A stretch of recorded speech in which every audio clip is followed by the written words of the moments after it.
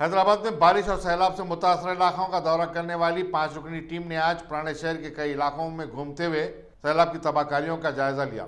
इस टीम की क़यादत joint secretary Parveen विशेषता कर रहे हैं। टीम ने बालापुर तालाब का मुआयना किया, जहां बंद टूटने की बाद हाफिज बाबा नगर और आसपास के इलाके डूब गए। फूलबाग में जब मरकजी टीम दौरा कर रही थी, वहां सदर मजलिस रुकन पार्लियामेंट बैरिस्टर असदुद्दीन अवैसी और जेएसएमसी के कमिश्नर लोकेश कुमार भी पहुंच गए। उन्होंने बताया कि कई मकानात में 10-10 फीट पानी दाखिल हो गया था, जिससे काफी इमलाक को नुकसान पहुंचा। मरकजी टीम ने फलकनुमा रोड ओवर ब्रिज का मुआयना भी किया और इसकी तामीर के काम फौरी शुरू करने की इजाजत दी।